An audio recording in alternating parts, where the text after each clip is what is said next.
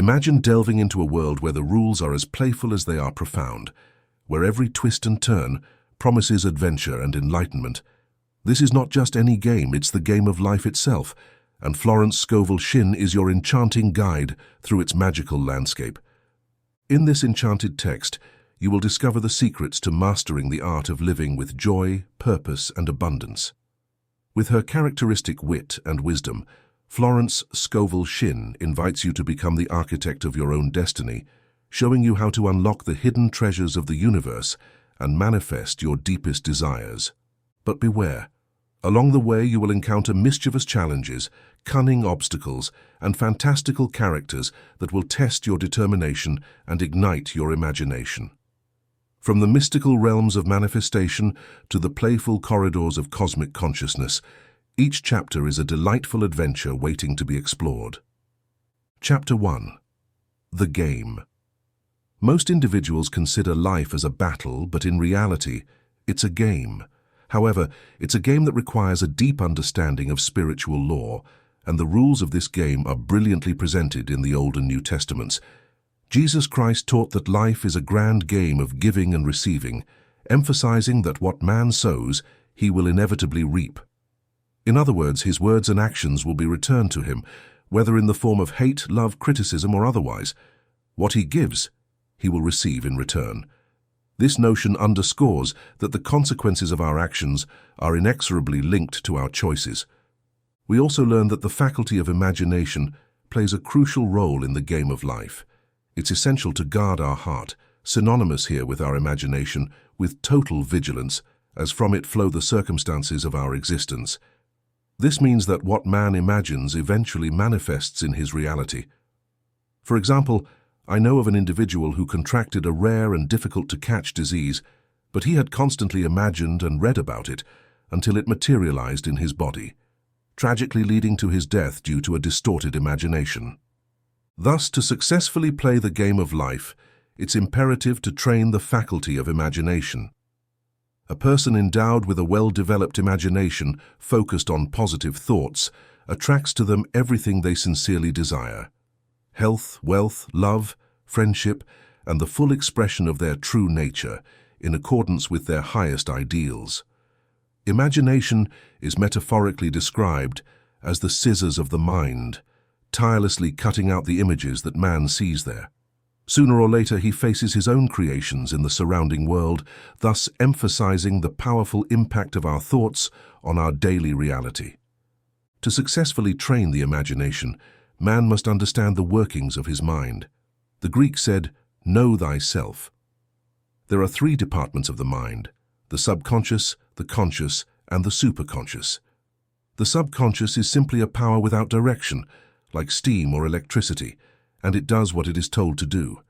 It has no power of discrimination. Everything man deeply feels or clearly imagines is imprinted in the subconscious mind and is realized in detail. For example, a woman I know, when she was a child, always pretended to be a widow. She dressed in black and wore a long black veil, and people thought she was very smart and amusing. She grew up and married a man she was deeply in love with. Shortly after, he passed away, and she mourned and wore a long veil for many years. The image of herself as a widow was imprinted in her subconscious mind and manifested in due time, despite the havoc it wreaked. The conscious mind has been called the mortal or carnal mind. It's the human mind and sees life as it seems to be. It sees death, catastrophe, disease, poverty, and all sorts of limitations, and it impresses these ideas on the subconscious mind. The superconscious mind is the mind of God in every man, and it's the realm of perfect ideas. In it lies the perfect pattern spoken of by Plato, the divine conception. There is a divine conception for every person, a place you must fill and that no one else can fill, something you must do and that no one else can do. There is a perfect image of that in the superconscious mind. It often passes through the conscious mind as an unattainable ideal, something too good to be true. In reality, it's the true destiny of man that is shown to him by the infinite intelligence within him. However, many people ignore their true destiny and strive to obtain things and situations that do not belong to them, and if they obtain them, would only bring them failure and dissatisfaction. For example, a woman came to me and asked me to speak the word that she would marry a certain man she was deeply in love with. She called him Ave. I replied that it would be a violation of spiritual law, but that I would speak the word for the right man, the divine selection, the man who belonged to her by divine right. I added that if A was the right man, she couldn't lose him, and if he wasn't, he would receive his equivalent. She saw Av frequently, but their relationship wasn't progressing. One night she called me and said, "You know, for the past week, Av doesn't seem so wonderful to me anymore." I replied, "Perhaps he's not the divine selection. Another man might be the right choice." Shortly after, she met another man who fell in love with her instantly and said he was her ideal. In fact, he told her all the things she had always wanted to hear from Av. She commented, "It was quite strange." She quickly responded to his love and lost all interest in Av. This demonstrates the law of substitution. A correct idea was replaced by an incorrect one, so there was no loss or sacrifice. Jesus Christ said, "Seek ye first the kingdom of God and his righteousness, and all these things shall be added unto you." He said, the kingdom is not outside of man.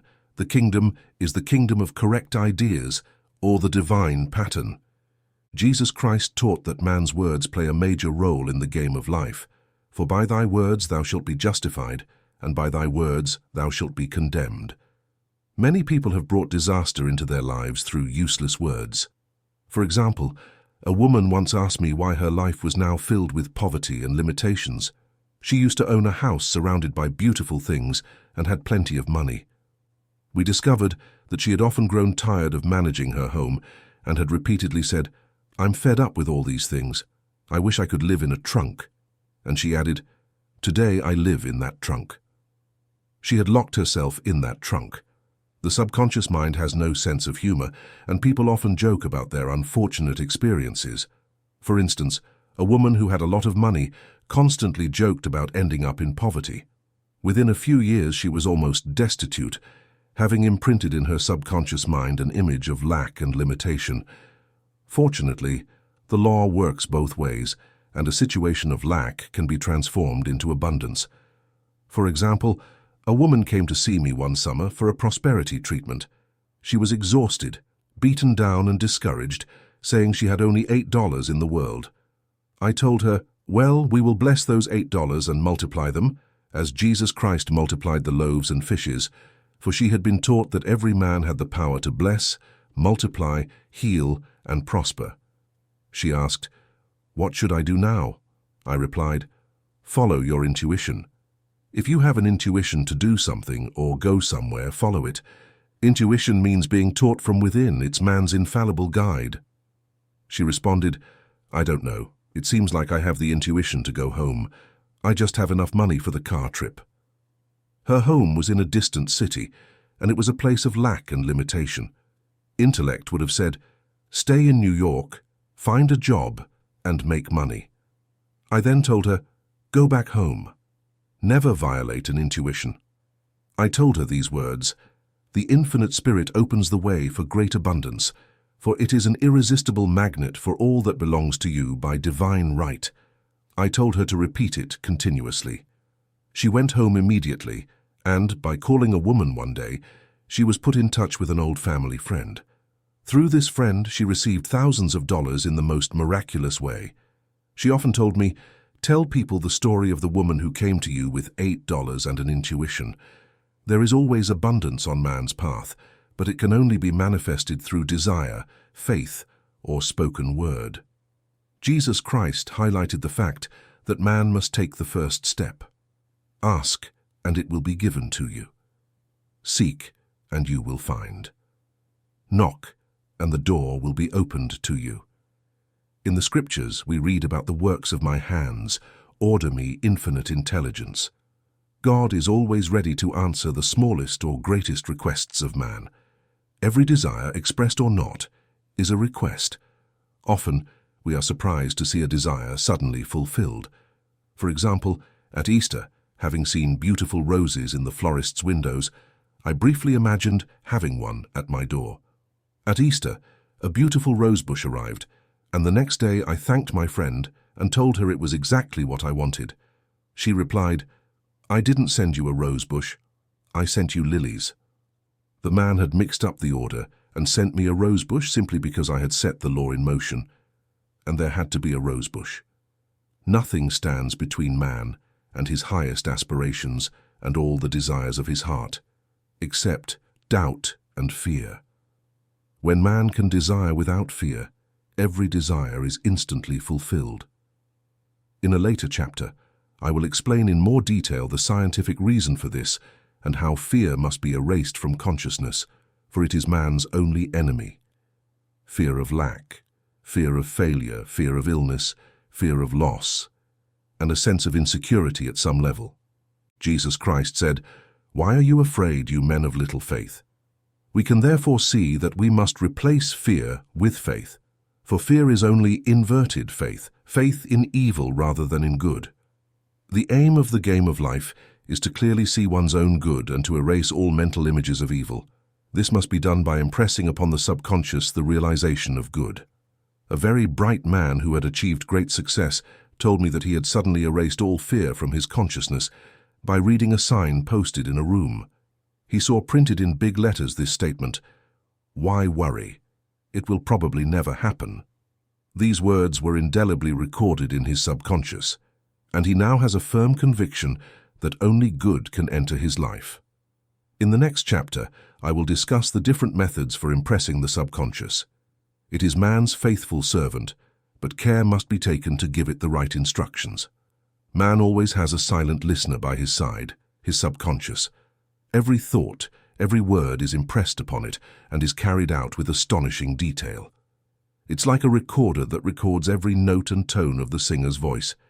If the singer coughs or hesitates, that too is recorded.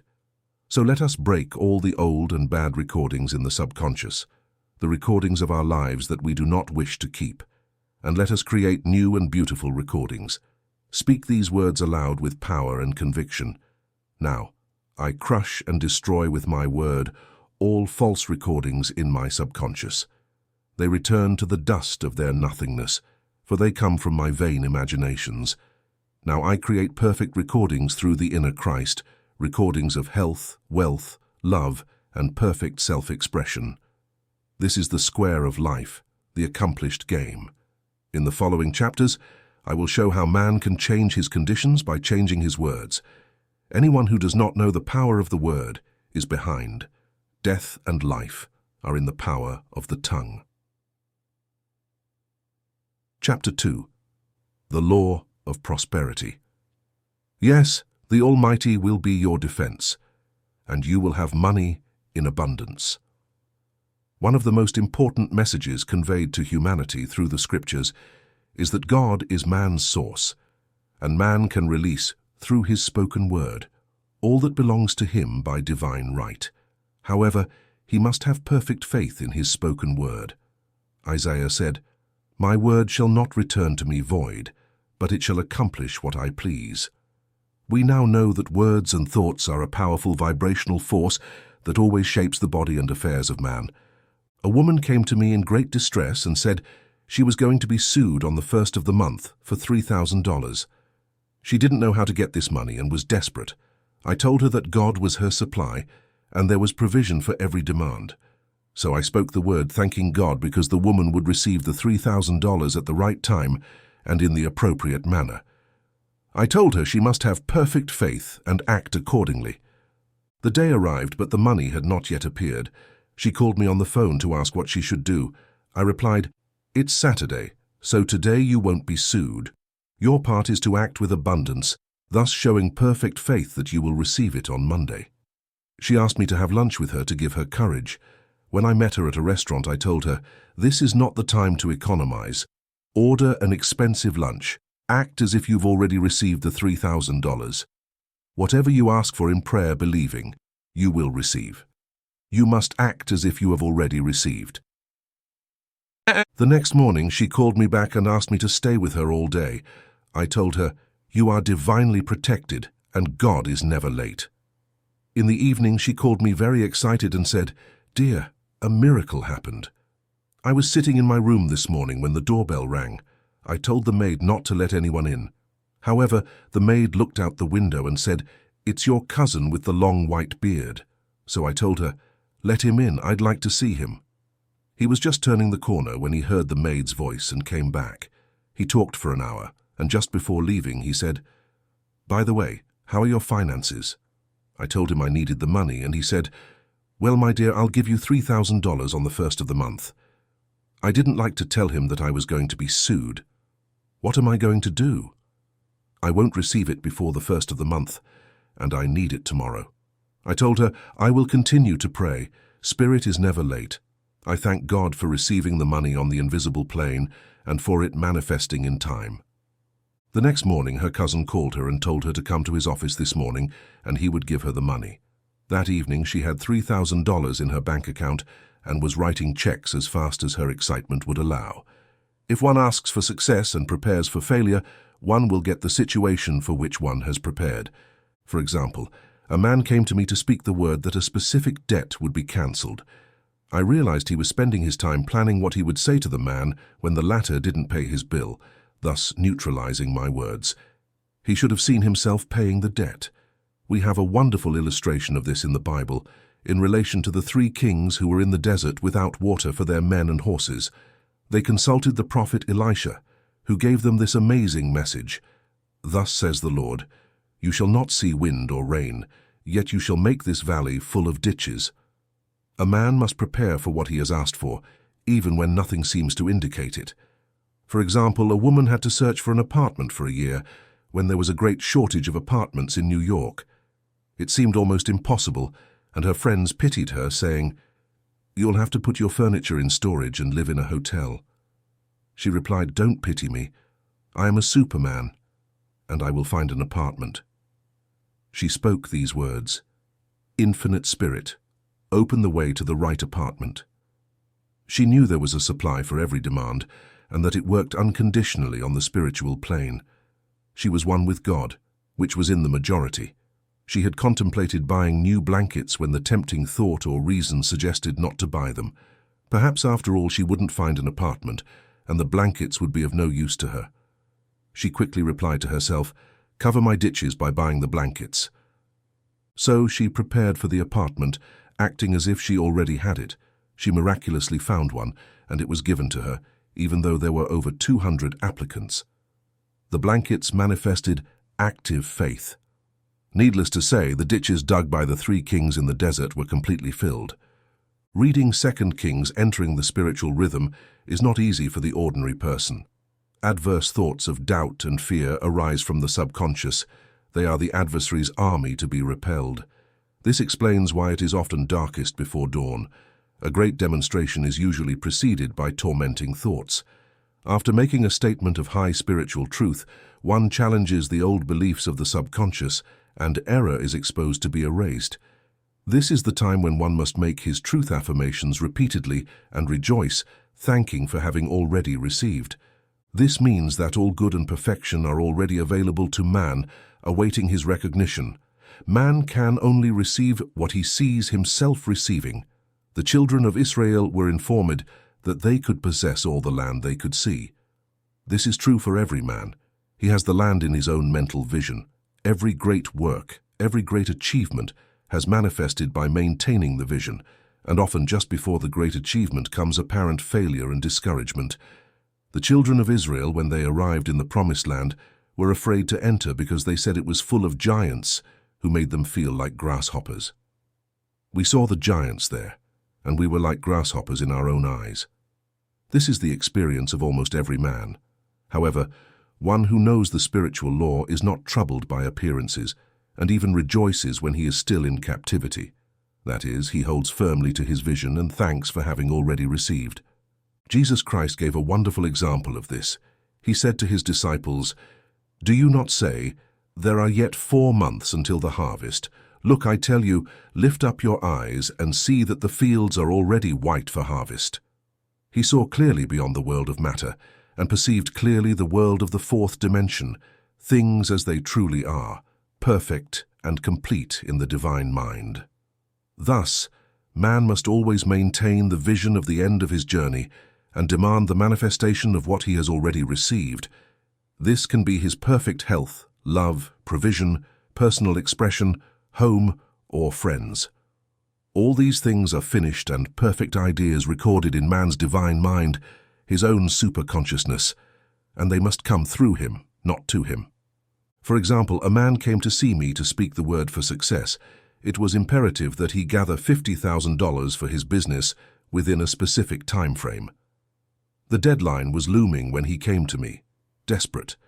No one wanted to invest in his business, and the bank had categorically denied him a loan. I told him, "I suppose you lost your composure while you were at the bank. That's why you lost the power. You can control any situation if you first control yourself. Go back to the bank," I added, "and I will treat you." My treatment was to identify you in love with the spirit of all those associated with the bank, to let the divine idea arise from this situation. He replied, "Woman, you speak of an impossibility. Tomorrow is Saturday, the bank closes at noon, and my train doesn't leave until 10 o'clock. The deadline is tomorrow, and anyway, they won't do it, it's too late." I told him, "God doesn't need time, and it's never too late. With him, everything is possible." And I added, "I know nothing of business, but I know all of God." He replied, "All this sounds fine when I'm sitting here listening to you, but when I go out, it's terrible." He lived in a remote town, and I didn't hear from him for a week. Then I received a letter saying, "You were right. I got the money, and I will never doubt the truth of everything you told me again." I saw him a few weeks later and told him, "Obviously you had plenty of time after all." He replied, "My train was delayed and I arrived at 11:45.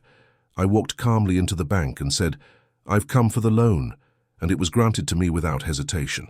It was the last 15 minutes of the deadline I had been given, and the infinite spirit was not late in this case. The man couldn't manifest alone, he just needed someone to help him maintain the vision. This is what man can do for another. Jesus Christ knew the truth of this when he said, 'If two of you agree on earth about anything they ask, it will be done for them by my Father who is in heaven.' One gets too close to his own affairs and becomes uncertain and fearful. A friend or a healer clearly sees success, health, or prosperity and never wavers, because he is not directly involved in the situation. It is much easier to manifest for another person than for oneself, so a person should not hesitate to ask for help if he feels uncertain. A keen observer of life once said, "No man can fail if one person sees him succeed." Such is the power of vision, and many important men owe their success to a woman, a sister, or a friend who believed in them and remained true to the perfect pattern. Chapter 3. The Power of Speech. By your words you will be justified, and by your words you will be condemned. A person who knows the power of speech is very careful in his conversation. One only has to observe the reaction of his words to know that they are not vain. Through spoken words, man continually creates laws for himself. I knew a man who always said, "I always miss the train." Invariably, the train left just as he arrived. His daughter always said, "I always managed to catch the train." It was certain it always arrived just as the train was leaving. This went on for years. Each had created his own law, one of failure, the other of success. This is the psychology of superstition. The horseshoe or the rabbit's foot has no power, but man's word and his belief in what will bring him luck create an expectation in the subconscious mind and attract a lucky situation. However, I find that this doesn't work when man has spiritually progressed and knows a higher law. One cannot go back and must erase the carved images. For example, 2 men from my class had great success in business for several months, then suddenly everything collapsed. We tried to analyze the situation and found that, instead of making their affirmations and seeking God for success and prosperity, each had bought a good luck charm. I told them, "Now I understand you trusted in those good luck charms instead of trusting in God. Let go of the good luck charms and invoke the law of forgiveness, for man has the power to forgive or neutralize his mistakes." They decided to throw the good luck charms into a coal pit, and everything returned to normal. This does not mean, however, that one must throw away all good luck charms or horseshoes from the house, but that one must recognize that the power behind them is the only power, God, and that the object only gives a sense of expectation. One day, I was with a friend who was very desperate. Crossing the street, she picked up a horseshoe. Immediately, she was filled with joy and hope. She said that God had sent her the horseshoe to maintain her faith. In fact, at that moment, it was the only thing she could have registered in her mind. Her hope turned into faith, and eventually she made a wonderful demonstration. I want to emphasize that the aforementioned men relied solely on the good luck charms, whereas this woman recognized the power of the horseshoe. I know, in my own case, that it took me a long time to get out of the belief that certain things would bring disappointment if they happened. Disappointment invariably followed. I found that the only way to change the subconscious was to affirm, there are not two powers. There is only one power, God, so there is no disappointment, and this thing means a happy surprise. I noticed an immediate change, and happy surprises began to happen. I have a friend who said she would never walk under a ladder. I told her that if she was afraid, she succumbed to the belief in two powers, good and evil instead of one, because God is absolute. There can be no opposing power unless man creates evil for himself, to demonstrate that he believes in one power, God, and that there is no power or reality in evil. Walk under the next ladder, you see. Shortly after, she went to her bank to open her safe deposit box, and on her way, there was a ladder. It was impossible to reach the safe deposit box without passing under the ladder. She trembled with fear, but when she reached the street, my words echoed in her ears, and she decided to go back and pass underneath.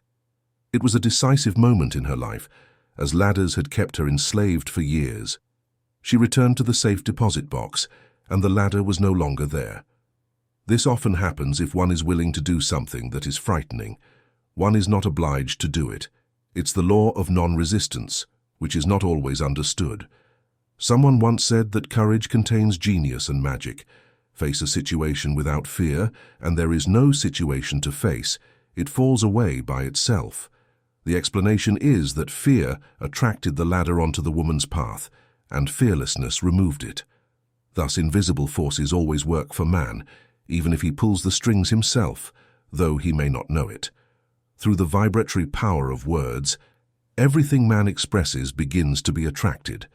People who continually speak of illness invariably attract it.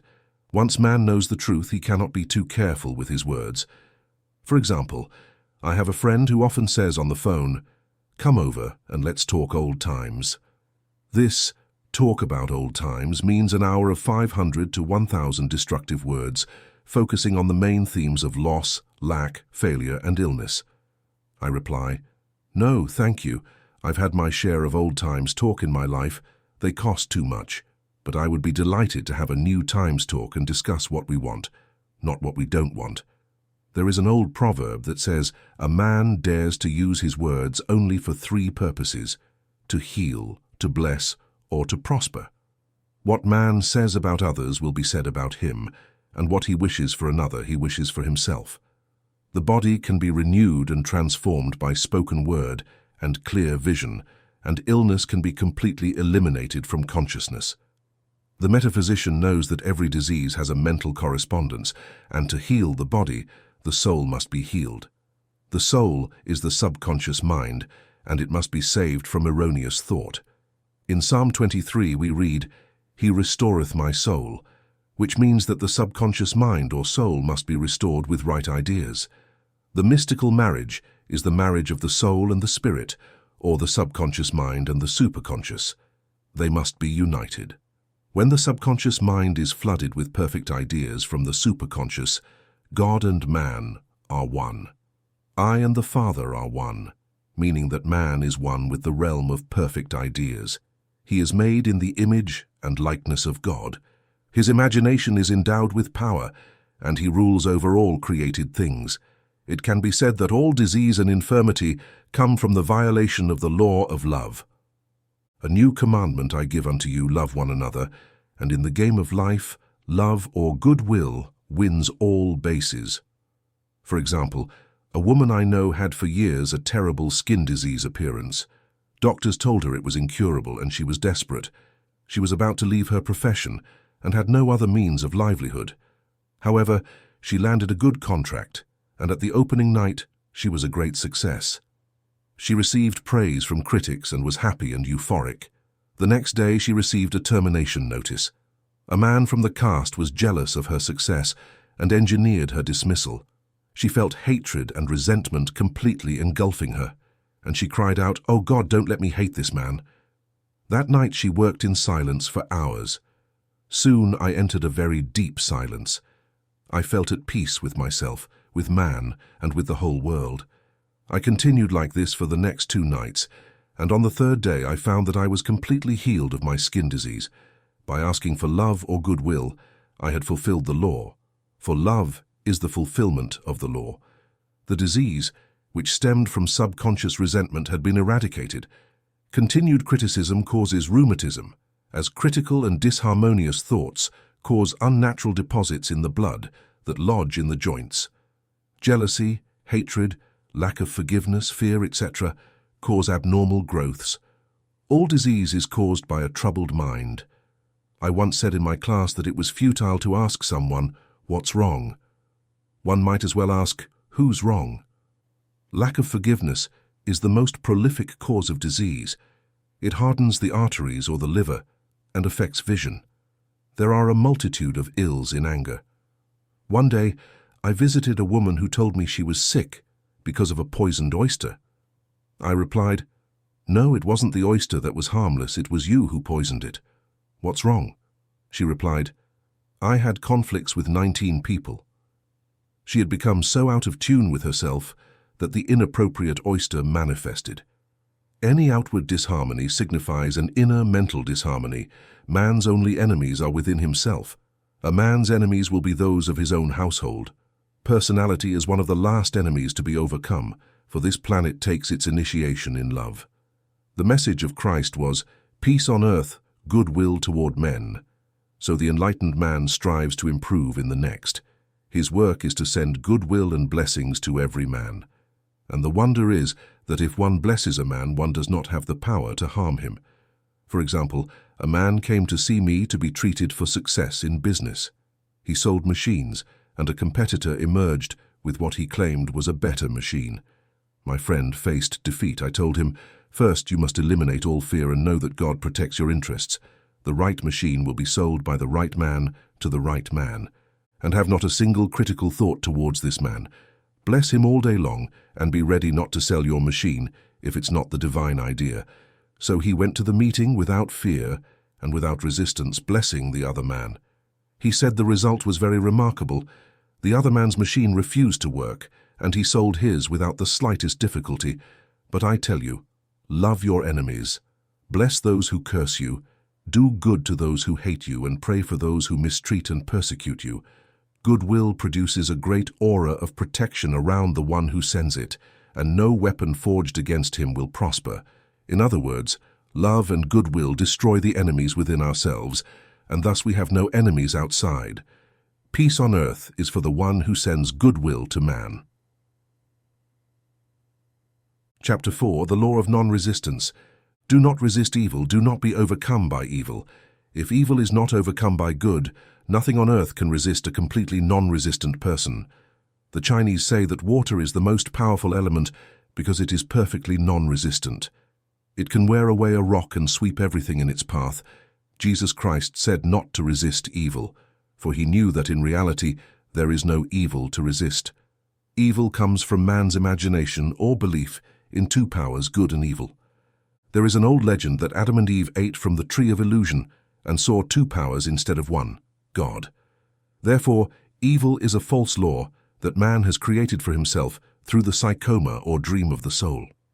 The soul's dream means that man's soul has been hypnotized by the belief in the race of sin, disease, death, etc., which is carnal or mortal thought, and his affairs have taken precedence over his illusions. We have read in a previous chapter that man's soul is his subconscious mind, and whatever he deeply feels, whether good or bad, is exteriorized by this faithful servant. His body and affairs show what he has imagined. The sick person has represented illness, the poor poverty, the rich wealth. It is often asked, why does a little child attract illness when he is too young to know what it means? I answer that children are sensitive and receptive to others' thoughts about them and often manifest their parents' fears. One day I heard a metaphysician say, if you don't control your subconscious, someone else will do it for you. Mothers often unconsciously attract disease and misfortune to their children by keeping them constantly in fear and watching for symptoms. For example, a friend asked a woman if her little girl had had measles. She quickly replied, "Not yet." This implied that she was expecting the illness and thus preparing the ground for what she did not want for herself or her daughter. However, the man who is centered and established in right thought, the man who sends only goodwill to his neighbor and is not afraid, cannot be touched or influenced by others' negative thoughts. In fact, he can only receive good thoughts, for he sends only good thoughts. Resistance is hell, for it places man in a state of torment. A metaphysician once gave me a wonderful recipe for playing the game of life. It is the height of non-resistance. He gave it thus. At one time in my life I baptized children, and of course they had many names. I no longer baptize children now, but I baptize events. However, I give each event the same name. If I have a failure, I baptize it a success in the name of the Father, the Son, and the Holy Spirit. Here we see the great law of transmutation based on non-resistance. Through His Word, every failure is transmuted into success. For example, a woman who needed money and knew the spiritual law of opulence was constantly in business with a man who made her feel very poor. He spoke of shortages and limitations, and she began to be infected by his thoughts of poverty. She was unhappy with him and blamed him for her failure. She knew that to demonstrate her supply, she must first feel that she had already received a feeling of opulence. Feeling must precede manifestation. One day she realized that she was resisting the situation and seeing two powers instead of one. She then blessed the man and baptized the situation a success. She affirmed, "Since there is only one power, God, this man is here for my good and prosperity, exactly what he did not seem to be." Shortly after, she met through this man a woman who gave her several $1,000s in exchange for a service rendered. The man left for a distant city and harmoniously disappeared from her life. She affirmed, "Every man is a golden link in the chain of my good.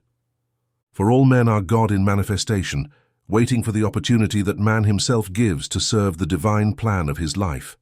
Bless your enemy, and you will steal his ammunition. His arrows will be transmuted into blessings." This law applies to nations as well as individuals. Bless a nation, send love and goodwill to each of its inhabitants, and you will steal its power to harm. Man can only have the right idea of non-resistance through spiritual understanding. My students have often said, "I don't want to be a doormat." I reply, when you use non-resistance wisely, no one can walk over you. Another example, one day I was eagerly awaiting an important phone call. I resisted all incoming calls and made no outgoing calls, thinking it might interfere with the call I was expecting. Instead of reminding myself that divine ideas are never in conflict and that the call would come in due time, letting infinite intelligence take care of it, I began to take matters into my own hands, struggling against the situation, and I remained tense and anxious. The phone didn't ring for about an hour, and upon checking the phone, I discovered that the receiver had been off all that time, and the phone was unplugged. My anxiety, fear, and belief in interference had caused a complete phone outage.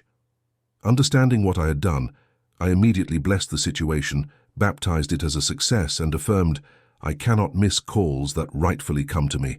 I am under grace, not under law." A friend rushed to the nearest phone to inform the company and restore the connection. He entered a crowded supermarket, but the owner left the customers to answer the call himself. My phone was immediately restored, and about an hour later I received a very important call, followed by the one I was waiting for. A man's ships come to a calm sea. As long as he resists a situation, he will have it with him. If a man flees the situation, it will pursue him. For example, I said this to a woman one day, and she replied, "It's true, I was unhappy at home. I hated my mother, who was critical and domineering, so I fled and got married. But I married my mother because my husband was exactly like her, and I had to face the same situation again." Settle matters quickly with your adversary means agreeing that the adverse situation is good, not taking offense at it, and it will disappear on its own. None of this moves me as a wonderful affirmation. An inharmonious situation comes from an inharmony within man. When there is no emotional response to an inharmonious situation within him, it disappears forever from his path. We thus see that man's work is always with himself. People have asked me to treat to change their husband or brother. I reply, I will not treat to change you. When you change, your husband and brother will change. One of my students used to lie. I told her it was a futile method, and that if she lied, she would be lied to in return. She replied, "I don't care, I can't get by without lying." One day she was talking on the phone with a man she was very much in love with. She turned to me and said, "I don't trust him, I know he's lying to me." I replied, "Well, you lie yourself, so someone must lie to you, and it will surely be the person from whom you want the truth." Some time later I saw her again and she told me, "I am cured of lying." I asked her what had cured her, and she replied, "I lived with a woman who lied more than me." We often heal from our faults by seeing them in others. Life is a mirror, and we only meet ourselves reflected in our associates. Living in the past is a method of failure and a violation of spiritual law. Jesus Christ said, "Behold, now is the favorable time. Behold, now is the day of salvation." Lot's wife looked back and turned into a pillar of salt. The thieves of time are the past and the future. Man must bless the past and forget it if it keeps him in bondage, and bless the future, knowing that it holds countless joys, but live fully in the present. For example, a woman came to me complaining that she didn't have money to buy Christmas gifts. She told me, "Last year was very different. I had a lot of money and I gave beautiful gifts. This year I have hardly a penny." I replied, "You will never show that you have money as long as you are pitiful and live in the past. Live fully in the present and prepare to give Christmas gifts. Dig your trenches and the money will come." She exclaimed, "I know what to do. I'll buy Christmas decorations, Christmas stamps and wrapping paper." I replied, "Do it, and the gifts will come, and stick to the Christmas stamps." This also shows financial audacity and faith in God, for the rational mind says, "Keep every penny you have, as you are not sure of receiving more." She bought the stamps, paper and string a few days before Christmas and received a gift of several $100s shortly after. Buying the stamps and string had impressed upon the subconscious the expectation and paved the way for the manifestation of money. She bought all the gifts early enough. Man must live in the moment, look well for this day, such is the salvation of the dawn, must always be spiritually vigilant, attentive to his signs, making the most of all opportunities. One day I said aloud, silently, continuously, "Infinite Spirit, let no clue escape." And something very important was revealed to me that night. It is very necessary to start the day with the right words. Make a statement immediately upon waking up, for example, "Thy will be done today. Today is a day of fullness. I am grateful for this perfect day. Miracle will follow miracle, and wonders will never cease." Make it a habit, and you will see wonders and miracles enter your life. One morning I picked up a book and read, "Look with wonder at what lies before you." It seemed to be my message of the day, so I repeated over and over, "Look with wonder at what lies before you." Around noon, a significant sum of money that I desired for a specific purpose was handed to me. In a later chapter, I will provide the affirmations I have found most effective. However, one should never use an affirmation unless it is entirely satisfying and convincing to their own consciousness. Often an affirmation is modified to suit different individuals. For example, the first two lines, "I have a wonderful job in a wonderful way," have brought success to many. They then added, "I render a wonderful service for a wonderful salary." This was a very powerful phrase because there should always be perfect compensation for perfect service, and a rhyme easily anchors in the subconscious. She began chanting it aloud, and shortly after, she concluded a business transaction of $41,000, although there had been no activity in her affairs for months. Each affirmation must be carefully crafted and cover the ground completely. For instance, I met a woman who was very poor and made an affirmation for a job. She received plenty of work, but was never paid. She now added, "Wonderful service for wonderful remuneration." Man has a divine right to more than sufficient abundance. His barns must be full and his cup must run over. This is God's idea for man, and when man breaks the barriers of poverty in his own consciousness, the golden age will be his, and every rightful desire of his heart will be fulfilled. Chapter 5. The Law of Karma and the Law of Forgiveness. Man receives only what he gives. The game of life is a boomerang game. Man's thoughts, deeds, and words come back to him sooner or later with astonishing accuracy. This is the law of karma, which means return in Sanskrit. Everything a man sows, he reaps. For example, a friend told me a story about herself that illustrates the law. She said to me, "I do all my karma on my aunt. Everything I say to her, someone says to me. Often I'm irritable at home, and one day I told my aunt, who was talking to me during dinner, 'Stop talking, I want to eat in peace.' The next day, I was having dinner with a woman I wanted to make a great impression on. I was speaking animatedly when she said, 'Stop talking, I want to eat in peace.' My friend is at the height of consciousness, so her karma returns much more quickly than for someone on the mental plane. The more a man knows, the more responsible he is, and a person who knows the spiritual law but does not practice it suffers greatly as a result. The fear of the Lord is the beginning of wisdom, says the law. If we read the word Lord, many passages of the Bible will become much clearer. Vengeance is mine, and recompense, says the Lord. It is the law that avenges, not God. God sees man as perfect, created in his image and likeness, and gives him power and dominion. Here is the perfect idea of man recorded in the divine mind, awaiting man's recognition. For man can only be what he sees himself to be, and he can only attain what he sees himself able to attain. Nothing happens without an observer, says an old proverb. Man first sees his failure or success, his joy or sadness, before it becomes visible from the scene set up in his own mind. We have observed this in the mother who imagines her child's illness, or in the woman who sees her husband's success. Jesus Christ said, "You shall know the truth, and the truth shall make you free." Thus, we see that freedom from all unhappy conditions comes through knowledge, a knowledge of spiritual law. Obedience precedes authority, and the law obeys man when he obeys the law. The law of electricity must be obeyed before it becomes man's servant. When handled ignorantly, it becomes man's deadly enemy. The same is true with the laws of the spirit. For example, a woman with a strong personal will desired to own a house belonging to an acquaintance. She often imagined herself living in that house. Eventually, the man passed away, and she moved into the house several years later. After understanding the spiritual law, she asked me, "Do you think I had anything to do with that man's death?" I replied, "Yes, your desire was so strong that everything opened up, but you paid your karmic debt.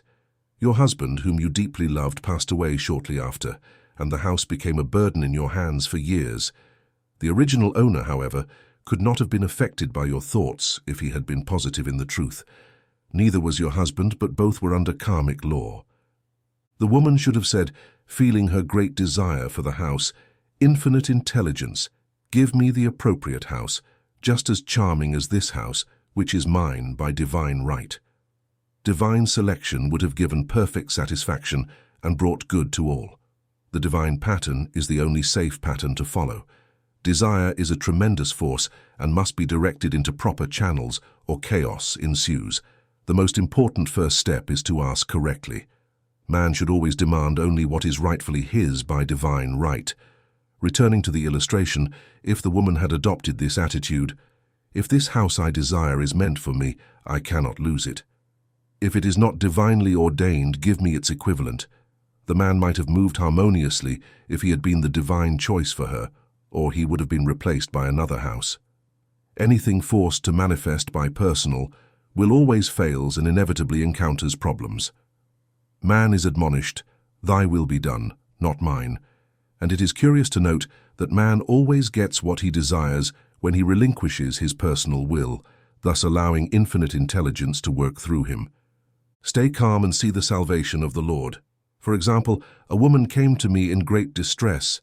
Her daughter had decided to take a very dangerous trip, and the mother was filled with fear. She told me she had used all arguments, had emphasized the dangers she would encounter, and had forbidden her to go. But her daughter was becoming more and more rebellious and determined. I told her, "You are imposing your personal will on your daughter, which you have no right to do, and your fear of the trip only brings harm, as man attracts what he fears." I added, "Let go and withdraw your mental hands. Put it into God's hands and use this affirmation. I release this situation into the hands of infinite love and wisdom. If this trip is the divine plan, I bless it and resist no more. But if it is not divinely ordained, I thank you for it dissolves and disappears. 1 or 2 days later, her daughter told her, "Mom, I have given up the trip," and the situation returned to normal. Learning to remain tranquil seems so difficult for man. I will examine this law in more detail in the chapter on non-resistance. I will give another example of the law of sowing and reaping that manifested in a very curious way. A woman came to me saying she had received a counterfeit $20 bill given to her at the bank. She was very worried because she said the bank people would never recognize their mistake. I replied, "Let's analyze the situation and find out why you attracted it." She thought for a moment and exclaimed, "I know. I sent a lot of money to a friend on the stage just for fun." Thus the law returned to her money from the stage, as she knows nothing about stage jokes. I told her, "Now we will invoke the law of forgiveness and give thanks because you are under grace and not under the law, and you cannot lose these $20 that rightfully belong to you by divine right." Then I told her to go back to the bank and fearlessly tell them they gave them to her by mistake. She obeyed, and to her great surprise they apologized and gave her another bill, treating her very courteously. Thus, knowledge of the law gives man the power to erase his mistakes. Man cannot force the outside to do what he desires. To gain wealth, he must first be wealthy in consciousness. For example, a woman came to ask me for a treatment for prosperity. She didn't care much about the affairs of her house, and her house was very disorderly. I told her, "If you want to be rich, you must be orderly. All rich men are orderly, and order is the first law of heaven." I added, "You will never become rich with a burnt match in the needle case." She had a good sense of humor and immediately began to tidy up her house, rearranged the furniture, tidied up the table drawers, cleaned the rugs, and quickly made a great financial demonstration. A gift from a relative helped her, and she maintained her financial shape by always being attentive to the outside and waiting for prosperity, knowing that God is her supply. Many people are unaware that gifts and things are investments, and that accumulation and economy invariably lead to loss. There are those who dissipate and increase, and there are those who withhold too much and tend toward poverty. For example, I knew a man who wanted to buy a fur coat. He showed it to his wife in several stores, but he didn't like any of them, finding them all too cheap. Finally, a salesman showed him a coat valued at $1,000, but that the manager would sell him for $500 because it was the end of the season. His financial possessions amounted to about $700. Logical thinking would have said, "You can't afford to spend almost all your money on a coat." However, he was very intuitive and never reasoned. He turned to his wife and said, "If I get this coat, I will make a lot of money." His wife consented weakly. A month later, he received a commission of $10,000. The coat made him feel very rich, associating it with success and prosperity. Without the coat, he would not have received the commission. It was an investment that paid him big dividends. If man ignores these tips for spending or giving, the same amount of money will go in a less exciting or unhappy direction. For example, a woman told me that on Thanksgiving Day, she told her family they couldn't afford a Thanksgiving dinner. She had the money, but decided to save it. A few days later, someone came into her room and took the exact amount of money that the dinner would have cost from the dresser drawer. The law always supports the man who spends without fear and with wisdom. For example, one of my students was shopping with her young nephew. The child asked for a toy that she refused, saying she couldn't afford it. She then realized she was seeking lack, not recognizing God as her supply. So she bought the toy, and on her way home, she found in the street the exact sum of money she had spent on the toy. Man's supply is inexhaustible and infallible when one has total faith. However, faith or trust must precede the demonstration. According to your faith it will be granted unto you. Faith is the substance of things hoped for, the evidence of things not seen. Faith firmly holds the vision, and adverse images dissolve and disappear in due time, if we do not waver.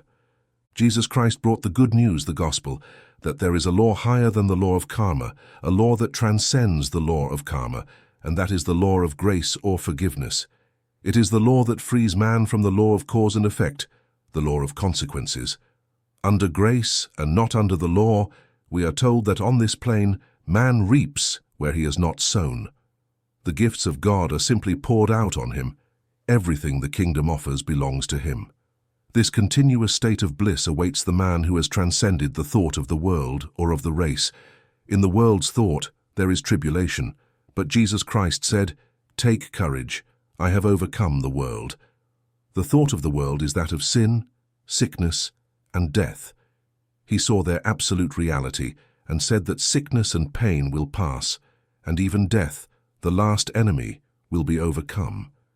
We now know, from a scientific standpoint, that death could be overcome by impressing into the subconscious the conviction of eternal youth and eternal life. The subconscious, being simply a power without direction, obeys orders unquestioningly, functioning under the direction of the superconscious. Man would thus achieve the resurrection of the body. He would no longer discard his body at death. He would transform it into an electric body, as sung by Walt Whitman. Christianity is based on the forgiveness of sins and on an empty tomb. Chapter 6. Getting rid of the burden impressing the subconscious. When man knows his own powers and the workings of his mind, his great desire is to find an easy and quick way to impress his subconscious with good, for mere intellectual knowledge of truth will not give results. In my personal case, I found the easiest way was to get rid of the burden. A metaphysician once explained it to me this way: the only thing that gives weight to anything in nature is the law of gravity. If a rock could be transported to the top of the planet, it would have no more weight. And that's what Jesus Christ meant when he said, "My yoke is easy and my burden is light." He had surpassed the vibration of the world and was functioning in the kingdom of the fourth dimension, where there is only perfection, fulfillment, life, and joy. He said, "Come to me, all you who are weary and burdened, and I will give you rest. Take my yoke upon you and learn from me, for I am gentle and humble in heart, and you will find rest for your souls. For my yoke is easy and my burden is light." It is also said in Psalm 55, "Cast your burden upon the Lord." Many passages of the Bible affirm that the battle is the Lord's, not man's, and that man must always stand still and see the salvation of the Lord. This indicates that the superconscious mind, or inner Christ, is the department that fights man's battles and releases him from burdens. We thus see that man violates the law if he carries a burden. A burden is an adverse thought or condition, and that thought or condition has its root in the subconscious. It seems almost impossible to direct the subconscious from the conscious or rational mind, for the rational mind is limited in its conceptions and filled with doubts and fears. What is the science behind this process? And she said, "I cast this burden of resentment into the inner Christ, and I free myself to be loving, harmonious, and happy." The almighty subconscious flooded her subconscious with its love, and her entire life changed. For years, resentment had kept her in a state of torment, imprisoning her soul. The affirmation must be repeated over and over again, sometimes for hours, silently or aloud, calmly, but with determination. I have often compared it to winding up an old record player. We must wind up our minds with spoken words. I have noticed that when one gets rid of the burden after a while, it seems that one sees clearly. It is impossible to have a clear vision while in the agony of the carnal mind. Doubts and fears poison the mind and body, and the imagination runs wild, attracting catastrophe and disease. By constantly repeating the affirmation, "I cast this burden into the inner Christ, and I free myself," the vision clears with a sense of relief. And sooner or later, the manifestation of good occurs, whether it be health, happiness, or supply. One of my students once asked me how long he had to remain in the dark, and I replied, "Until you can see in the dark." Casting off the burden allows one to see in the dark. For impressing the subconscious, active faith is always essential. Faith without works is dead. I have tried to emphasize this point in these chapters. Jesus Christ showed active faith when he asked the crowd to sit on the ground before giving thanks for the loaves and fishes. I will give another example that shows how necessary this step is. In fact, active faith is the bridge by which man enters the promised land. Due to a misunderstanding, a woman had separated from her husband, whom she deeply loved. He had rejected all offers of reconciliation and refused to communicate with her in any way. When she became aware of the spiritual law, she denied the appearance of separation. She declared, "There is no separation in the divine mind, so I cannot be separated from the love and companionship that are rightfully mine by divine right." She demonstrated active faith by setting a place for him at the table every day, thus impressing the subconscious with an image of his return. It took over a year, but she never wavered, and one day, he returned. The subconscious is often impressed by music. Music has a fourth-dimensional quality and liberates the soul from its prison, making wonderful things seem possible and easy to achieve. I have a friend who uses her phonograph daily for this purpose. She puts it in perfect harmony and frees her imagination. Another woman often dances while making her affirmations. The rhythm and harmony of the music and the movement carry her words with tremendous power. The student must also remember not to despise the small signs. Invariably, before a manifestation, earth signs appear.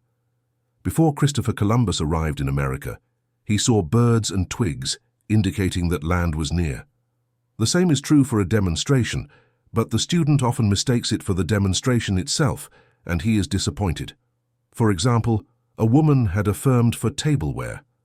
Shortly after, a friend offered her some old chipped tableware. She came to me and said, "Well, I asked for tableware and all I got was a chipped plate." I replied, "The plate was only earth signs. That proves your tableware is about to arrive. Consider it as birds and seaweed." And the dishes soon arrived. Constantly believing impresses the subconscious. If one believes that they are rich and believes that they are successful, they will reap in due time. Children always believe, and unless you become like children, you will not enter the kingdom of heaven. For example, I know a woman who was very poor, but no one could make her feel poor. She earned a small amount of money from wealthy friends who constantly reminded her of her poverty and told her to be careful and save. Despite their warnings, she spent everything she earned on a hat or gave it as a gift to someone, and she was in a state of ecstasy. Her thoughts were always centered on stylish clothes, rings, and objects, but without envying others. She lived in a wonderful world, and only wealth seemed real to her.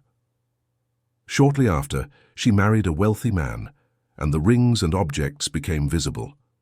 I don't know if the man was a divine choice, but opulence had to manifest in her life because she had only imagined opulence. There is neither peace nor happiness for man until he has erased all fear from his subconscious. Fear is misdirected energy and must be redirected or transmuted into faith. Jesus Christ said, "Why are you afraid, you of little faith? Everything is possible for one who believes." I am often asked how to free oneself from fear. I answer by saying to approach what is feared. The lion draws its fierceness from your fear. Approach the lion, and it will disappear. Flee, and it will run after you. I have shown in previous chapters how the lion of scarcity disappears when the individual spends money without fear, having faith that God is their provision and therefore infallible. Many of my students have been freed from the slavery of poverty and are now abundantly supplied by losing all fear of letting money out.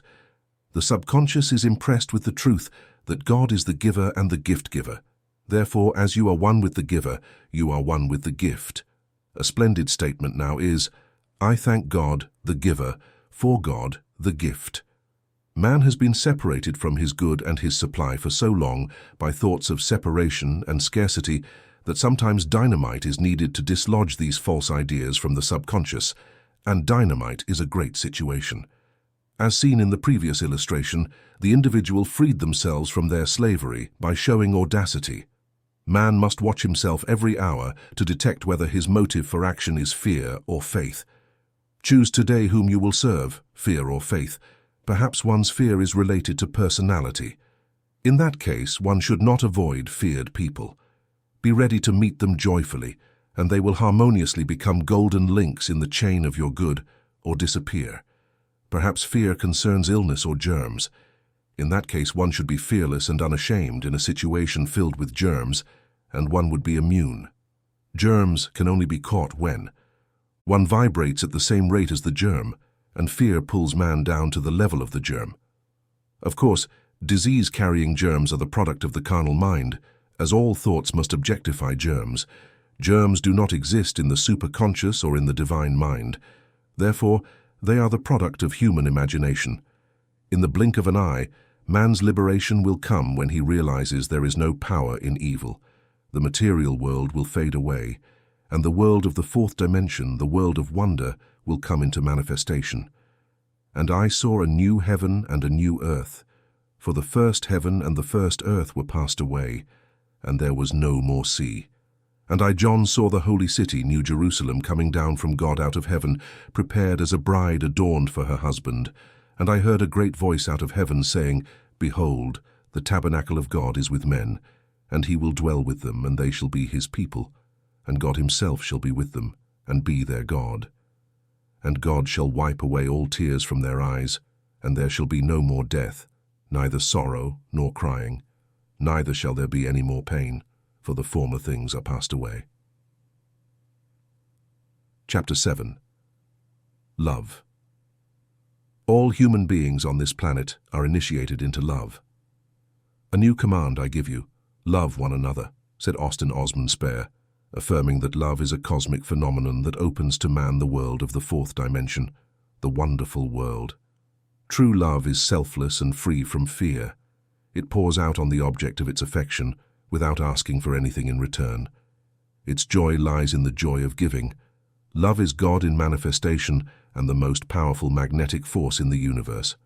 However, very few people have any idea what true love is.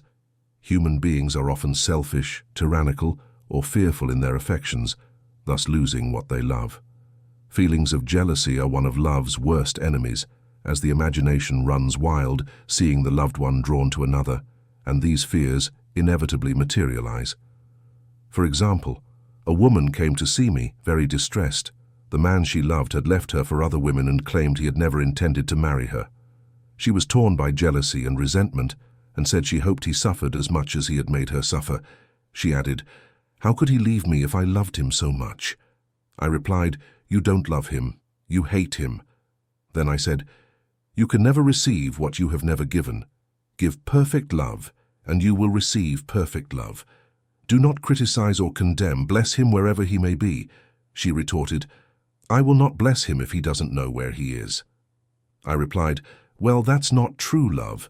When you send real love will come back to you, whether from that man or his equivalent. If that man is not the divine choice, you won't want him. As you are one with God, you are one with the love that rightfully belongs to you."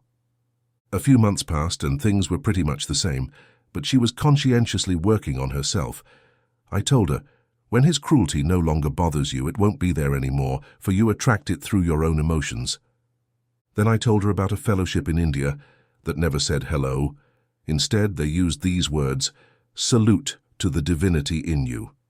They greeted the divinity in every human being and in the wild animals of the jungle, and they never harmed them, for they saw only God in every living being. I said, "Salute the divinity in this man and say only, 'I see your divine being. I see you as God sees you, perfect, made in his image and likeness.'" She realized that she was becoming more balanced and was gradually losing her resentment. He was a captain, and she always called him Cap. One day she suddenly said, "God bless Cap wherever he is." I replied, "That's true love. And when you have become a complete circle and the situation no longer bothers you, you will attract his love or its equivalent." At that time I was moving and didn't have a phone, so I lost contact with her for a few weeks. Then one morning I received a letter saying we got married. As soon as I could, I called her. My first words were, "What happened?" She exclaimed, "A miracle. One morning I woke up and all the suffering was gone." I saw him that night, and he asked me to marry him. We got married in a week, and I have never seen a more devoted man. There is an old adage, "No man is your enemy, no man is your friend, all men are your teachers." Therefore, one must become impersonal and learn what each man has to teach us. Soon, we will learn our lessons and be free. Suffering is not necessary for man's development. It is the result of violating spiritual law. However, few seem able to awaken from their soul sleep without it. When people are happy, they often become selfish, and automatically the law of karma comes into action. Men generally suffer losses due to lack of appreciation. I knew a woman who had a very kind husband, but she often said, "I'm not interested in being married at all." However, she had nothing against her husband. She just wasn't interested in married life. She had other interests and almost forgot she had a husband. She only thought of him when she saw him. One day her husband told her he was in love with another woman and left. She came to see me, distressed. I told her, "That's exactly what you said. Words have power. You said you weren't interested in marriage, and there's the result." It is essential to understand that words have great power and can significantly influence our lives. The words we use, whether in our thoughts or our speech, impact the reality we experience. It is crucial to use our words carefully, as they contribute to creating our life experience. So, the subconscious was working to prevent you from getting married. She said, "I understand now. People get what they want and then feel very aggrieved." She quickly came into perfect harmony with the situation and knew that both were much happier apart. When a woman becomes indifferent or critical and ceases to be an inspiration to her husband, he misses the stimulus of their initial relationship and feels restless and unhappy. A man came to see me dejected, miserable and poor. His wife was interested in the science of numbers and had him read it. It seems the report was not very favorable because he said, "My wife says I'll never succeed because I'm a 2.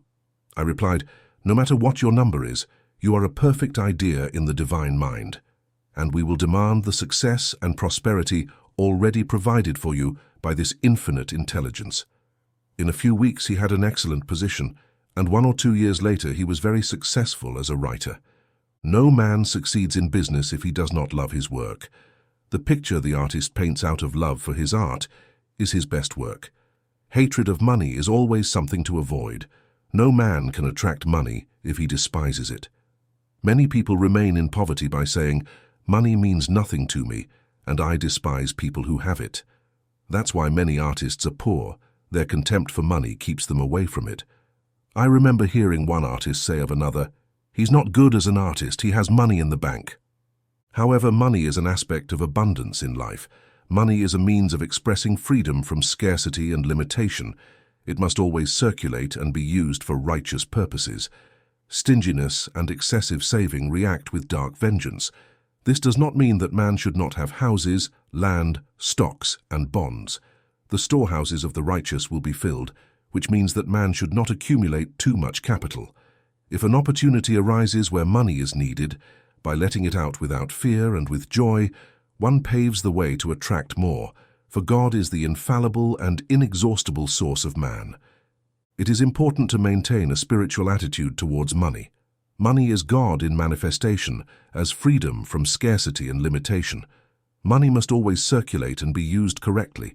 Excessive accumulation and greed lead to negative consequences. The example of accumulation and greed is found in the movie industry. The woman's greed led her to win $5,000 in the lottery, but she didn't want to spend it. She accumulated and saved it, leaving her husband to suffer and go hungry. Eventually, she earned her living by washing floors. She loved money for itself and put it above everything else. One night, she was murdered, and her money was stolen from her. This is an example of how the love of money is the root of all evil. Money itself is good and beneficial, but when used for destructive purposes, accumulated and kept or considered more important than love, it brings disease, disaster, and loss of money itself. The path of love leads to abundance, for God is love and God is man's provider. The path of selfishness and greed leads to scarcity or distancing from abundance. Respecting spiritual law is essential to avoid man's destruction. All illness, all sadness, stem from the violation of the law of love. The negative energies of resentment, criticism, and hatred that man sends return laden with sickness and pain. Love is the key to abundance and well-being. When we live in love, we attract positive and harmonious experiences into our lives. Respecting the law of love helps us avoid the negative consequences of selfishness, greed, and excessive accumulation. This is an important reminder for all those seeking prosperity and happiness in their lives. Love seems to be almost a lost art, but the man with knowledge of spiritual law knows it must be rediscovered, for without it, he has become like sounding brass and tinkling cymbals. For example, I had a student who came to me month after month to cleanse her consciousness of resentments. After some time, she had resentment only for one woman, but this one person occupied her constantly. Gradually, she regained balance and harmony, and one day all resentment disappeared. She returned radiant and exclaimed, "You cannot understand the wonderful lightness I feel within me.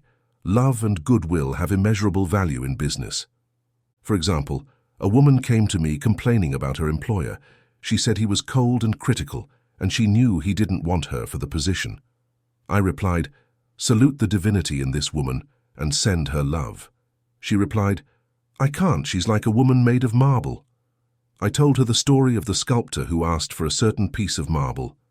He was asked why he wanted it, and he replied, "Because there is an angel in the marble." He made a wonderful work of art out of it. She said, "All right, I'll try." A week later, she came back and said, "I did what you said, and now this woman is very kind to me. She even took me in her car." Sometimes people are filled with remorse for having harmed someone, perhaps years ago. If the harm cannot be corrected, its effect can be neutralized by showing kindness to someone in the present. I forget what lies behind and reach forward to what lies ahead. Sadness, remorse, and resentment destroy the cells of the body and poison the individual's atmosphere. Respecting the law of love and goodwill is invaluable in business. For example, a woman suddenly woke up in the middle of the night with the feeling that her brother was in great danger. Instead of giving in to her fears, she began to declare the truth, saying, "Man is a perfect idea in the divine mind and is always in his right place. Therefore, my brother is in his right place and divinely protected." The next day, she found out that her brother had been very close to an explosion in a mine, but had miraculously escaped. Man is his brother's keeper by thought, and every man must know that what he loves dwells in the secret place of the Most High, and abides under the shadow of the Almighty. No evil shall befall you, nor shall any plague come near your dwelling. Perfect love casts out fear, and he who fears is not made perfect in love, for love is the fulfillment of the law. Chapter 8. Intuition or Guidance. In all your ways acknowledge him, and he shall direct your paths. There is nothing too great for the man who knows the power of his word and follows his intuitive promptings.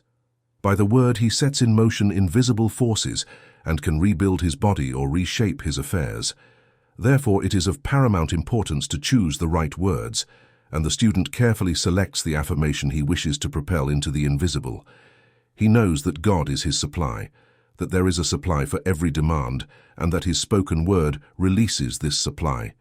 Ask, and you shall receive. Man must take the first step, draw near to God, and he will draw near to you. I have often been asked how to make a demonstration. I reply, speak the word, then do not act until you have a definite lead. Demand a lead by saying, "Infinite Spirit, reveal to me the way. Let me know if there is anything I should do." The response will come through intuition, a premonition, a casual remark from someone, a passage in a book, etc. The answers are sometimes surprisingly precise. For example, a woman wished for a large sum of money and spoke the words, "Infinite Spirit, open the way for my immediate supply. Let all that is mine by divine right come to me now in abundance." Then she added, "Give me a definite lead. Let me know if I should do something." The response came quickly. She had to give $100 to a friend who had helped her spiritually. She told her friend about it, who told her to wait and get another lead before giving the money. She waited, and that day she met a woman who said to her, "Today I gave $1 to someone. It would be as much for you as giving 100. It was indeed an undeniable lead. She knew she was right to give the $100. This gift turned out to be an excellent investment, as shortly thereafter a large sum of money came to her in an extraordinary way. Giving opens the way to receiving. To create financial activity, it is necessary to give 10% or a tithe of one's income. This is an ancient Jewish custom and is a safe investment that will yield dividends. The 10th part goes out and comes back, blessed and multiplied. However, the gift or tithe must be given with love and joy, for God loves the cheerful giver. Accounts must be settled with joy, and money must be sent forth without fear and with a blessing. This mental attitude makes man the master of money, and it is up to him to obey. His word then opens up vast deposits of wealth. Man, through his own limited vision, often limits his supply. Sometimes the student understands wealth well, but he is afraid to act. Vision and action must be aligned, as in the case of the man who bought a fur coat. A woman came to me asking for a word for a job. I asked her, "Infinite Spirit, open the way for this woman's appropriate position." Don't just ask for a job, ask for the appropriate position, the one already planned in the divine mind, for it is the only one that will bring satisfaction. Then give thanks, for she has already received it, and it will manifest quickly. Shortly after, she was offered 3 positions, 2 in New York and 1 in Palm Beach, and she didn't know which one to choose. I told her to ask for a definite lead. Time passed, and she still couldn't decide. One day she called on the phone saying, "When I woke up this morning, I could smell Palm Beach. I had been there before and knew its pleasant scent." I replied, "Well, if you can smell Palm Beach from here, it's undoubtedly your lead." She accepted the position, which turned out to be a great success. Often, guidance comes unexpectedly. One day I was walking down the street when I suddenly felt a strong desire to go to a certain bakery 1 or 2 streets away. My reasoning mind resisted, saying there was nothing I wanted there. However, I had learned not to reason, so I went to the bakery. I looked around and there was certainly nothing there that I wanted. But as I was leaving, I met a woman I had often thought of seeing and who was in great need of the help I could offer her. Often we set out for one thing and find another. Intuition is a spiritual faculty that cannot be explained but simply points the way. Sometimes during a treatment, a person receives an idea that may seem quite insignificant, but some of God's leads are mysterious. One day during a class where I was helping each individual receive a definite lead, a woman came to me after the treatment and said, "While you were treating, I had the intuition to take my furniture out of storage and find an apartment." This woman had come for health problems. I told her that I knew getting her own house would improve her health, and I added, "I think your congestion problem comes from keeping too many things. Object congestion causes congestion in the body. You have violated the law of use and your body is paying the price for it. So give thanks, for divine order is now established in your mind, body, and affairs." People often don't realize how their thoughts influence their affairs. There is a mental correspondence for every illness.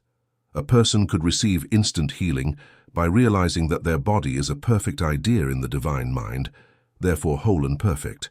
However, if they continue to think destructively, accumulating resentment, hatred, and fear, the illness will return. Jesus Christ knew that every illness resulted from sin, but he warned the healed leper not to sin anymore, to avoid a worse evil that might befall him. Thus, man's soul or subconscious mind must be washed whiter than snow to obtain permanent healing. The metaphysician always delves deeply into correspondence.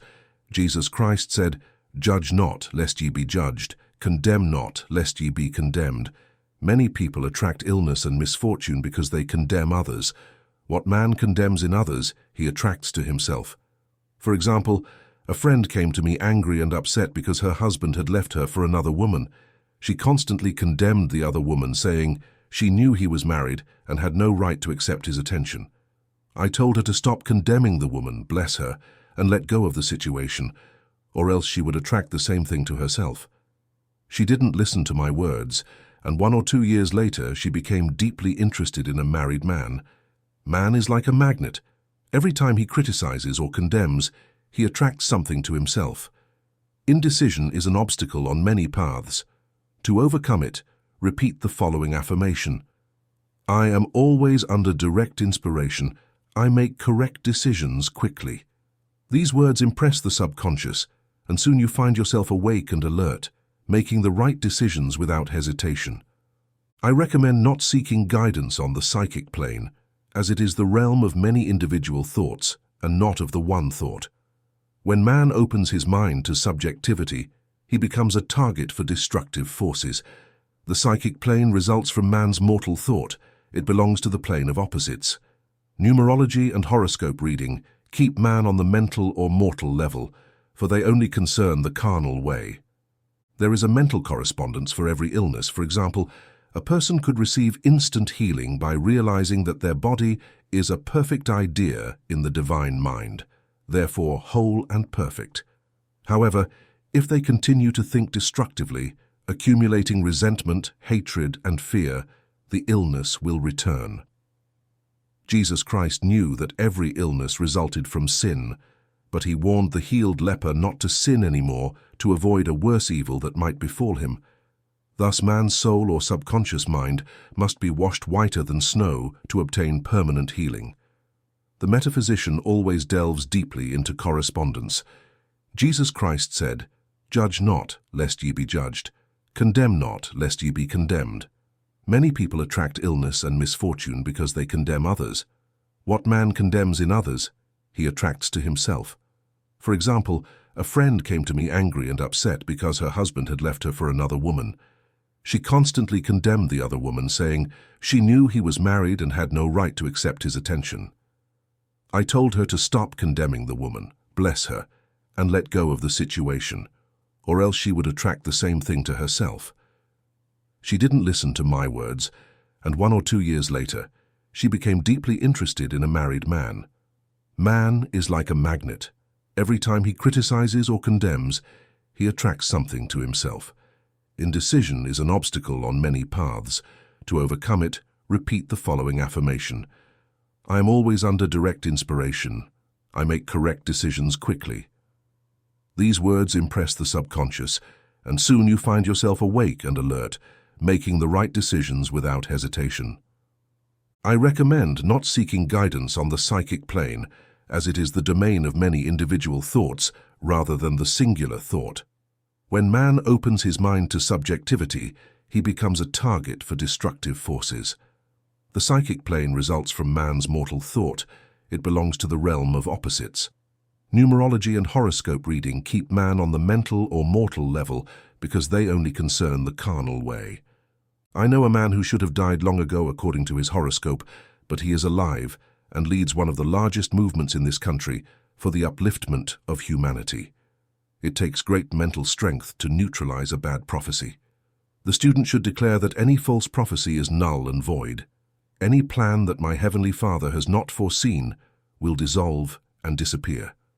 The divine idea is now being realized. However, if a prediction of happiness or wealth has already been made to you, consider it true and wait for it will manifest sooner or later through the law of expectation. Man's will must be used to support the universal will. I want God's will to be done. God's will is to give to each man all the righteous desires of his heart. Man's will must be used to uphold the perfect vision without hesitation. The prodigal son said, I will arise and go to my father. It is often an act of will to leave the shells and pigs of mortal thought. For the average person, it is much easier to fear than to have faith. Thus, faith is an act of will. When man awakens spiritually, he recognizes that any external disharmony is the correspondence of a mental disharmony. If he stumbles or falls, he can know that he is stumbling or falling in consciousness. One day a student was walking down the street, condemning someone in thought, saying mentally, "This woman is the most disagreeable on earth." Suddenly, turning the corner of the street, he almost bumped into her. He did not condemn the scouts, but immediately invoked the law of forgiveness and recognized the divinity in her. The path of wisdom is pleasant, and all its ways are peaceful. When a person has made their requests to the universal, they must be ready for surprises. Sometimes, everything may seem to go wrong when, in reality, everything is going well. For example, a woman was told that there are no losses in the divine mind, so she could not lose anything that belonged to her. Everything that was lost to her would be restored to her, or she would receive the equivalent. Several years earlier, she had lost $2,000 that she had lent to a relative while alive. Unfortunately, this relative had died without leaving proof of this transaction in their will. The woman was filled with resentment and anger, and since she had no written proof of the transaction, she never recovered the money. So she decided to deny this loss and claim the $2,000 from the Universal Bank. She had to start by forgiving the woman, as resentment and lack of forgiveness closed the doors of this wonderful bank. She made this statement: "I deny the loss. There is no loss in the divine mind. Therefore, I cannot lose the $2,000 that rightfully belong to me. When one door closes, another opens." She lived in a condominium building that was put up for sale. The lease agreement contained a clause stating that if the building was sold, the tenants had to move out within 90 days. Suddenly, the owner broke the lease agreement and increased the rent again. An injustice appeared in her path, but this time she did not let it disturb her. She blessed the owner and said, "If the rent increases, it means I will become much richer because God is my provider." New lease agreements with higher rents were drawn up, but by divine mistake, the 90-day clause was omitted. Shortly thereafter, the owner had the opportunity to sell the building due to the omission in the new lease agreements. The tenants remained in possession of the building for another year. The real estate agent offered $200 to each tenant to vacate the premises. 13 tenants, including this woman, stayed. 1 or 2 months later, the real estate agent approached her again and offered to terminate the lease for $1,500. She thought, "Here are the $2,000 I talked about to my friends in the building. We will all act together if departure is mentioned again." She consulted her friends, who said, "Well, if they offered you $1,500, they will certainly give you $2,000. So she received a $2,000 check to leave the apartment. It was certainly a remarkable operation of the law, and the apparent injustice only paved the way for her demonstration. She proved that there is no loss, and when man takes his spiritual position, he recovers everything that belongs to him from this great bank of good. "I will restore to you the years that the locust has eaten." The locusts are the doubts, fears, resentments, and regrets of mortal thought. These adverse thoughts alone steal from man, for no one else can give or take away from him. Man is here to test God and bear witness to the truth. He can only test God by turning abundance into lack and justice into injustice. "Test me now in this," says the Lord of hosts, "if I will not open for you the windows of heaven and pour out for you such blessing that there will not be room enough to receive it." Chapter 9. Perfect Self-Expression or Divine Purpose. No wind can divert my ship or change the tide of destiny. For every man, there exists perfect self-expression, a place he must fill that no one else can fill, something he must accomplish that no one else can do. That is his destiny. This realization is a perfect idea in the divine mind, awaiting recognition by man. Since the faculty of imagination is the creative faculty, man must see this idea before it manifests. Thus, man's greatest request is the divine purpose of his life. He may not have the slightest idea of what this entails, for an extraordinary talent may be hidden deep within him. His request must be, "Infinite Spirit, open the way for the manifestation of the divine purpose of my life. Let the genius within me now be revealed. Allow me to clearly see the perfect plan, which includes health, wealth, love, and perfect self-expression." This is the square of life that brings perfect happiness. When a person makes this request, they may find that great changes occur in their life. Almost all men have strayed from the divine purpose. I know that in the case of one woman, it was like a cyclone that had swept through her affairs. But readjustments quickly came, and new and wonderful conditions took the place of the old. Perfect self-expression will never be a job, but a passion so absorbing that it will almost seem like play. The seeker also knows that when man comes into the world financed by God, the supply necessary for his perfect self-expression will be at hand. Many geniuses have struggled for years with the problem of supply, when their word and faith would have quickly released the necessary funds. For example, after a class, a man came to me and gave me a penny. He said, "I have only 7 cents in the world, and I am giving you one because I have faith in the power of your word. I would like you to speak the word for my perfect self-expression and prosperity." I spoke the word, and I did not see him again for a year. He came back one day, prosperous and happy, with a roll of yellow bills in his pocket. He immediately said that after you spoke the word, he was offered a position in a distant city, and now he was demonstrating health, happiness, and supply. A woman's perfect self-expression may involve becoming a perfect wife, a perfect mother, a perfect homemaker, and not necessarily having a public career. Specific guidance should be sought, and the path will become easy and successful. There should be no visualizing or forcing of a mental image during the request for divine purpose. One will receive flashes of inspiration and begin to see oneself achieving great success. This is the image or idea that one must maintain unwaveringly. What man seeks, seeks him. Parents should never force careers or professions on their children. With a knowledge of spiritual truth, it would be possible to speak of the divine plan from childhood or even before birth. A prenatal treatment should be, may God in this child have perfect self-expression, may the divine purpose of his mind, body, and affairs be manifested throughout his life and through eternity. May God's will be done, not man's will. God's pattern, not man's, is the command found in all scriptures.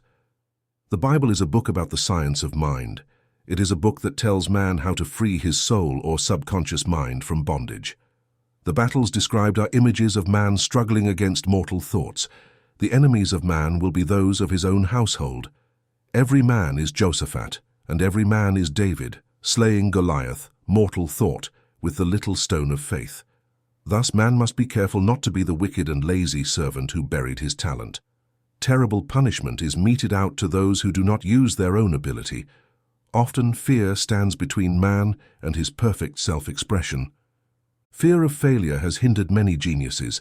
This can be overcome by the spoken word or treatment. The person then loses all self-consciousness and simply feels like a channel through which infinite intelligence is expressing itself. They are under direct inspiration, without fear, with confidence, for they know it is the inner Father who does the work. A young man often came to my class with his mother. He asked me to speak the word for his upcoming school exams. I told him to make the affirmation, I am one with infinite intelligence. I know all I need to know about this subject. He had an excellent knowledge of history, but he was unsure in mathematics. I saw him later, and he told me, I spoke the word for my mathematics, and I passed with the highest honors. However, I thought I could rely on myself in history, and I got a very poor grade. Men tend to suffer a setback when they are too sure of themselves, which means they have confidence in their personality and not in the inner Father. Another of my students gave me an example of this. One summer, he took a long trip abroad, visiting many countries where he did not know the languages. He constantly asked for guidance and protection, and his affairs proceeded smoothly and miraculously. His luggage was never delayed or lost, and accommodation was always ready for him in the best hotels with perfect service wherever he went. He returned to New York knowing the language and felt that God was no longer needed. So he managed his affairs in an ordinary way, and everything went wrong. His luggage was delayed amidst disharmony and confusion. The aim of the student is assurance, calmness, for that is power. It gives God the opportunity to express himself through man. A calm person thinks clearly and makes the right decisions quickly. Nothing escapes them. Anger clouds vision, poisons the blood, is at the root of many diseases, and leads to wrong decisions that result in failure. It has been called one of the worst sins because its reaction is very destructive.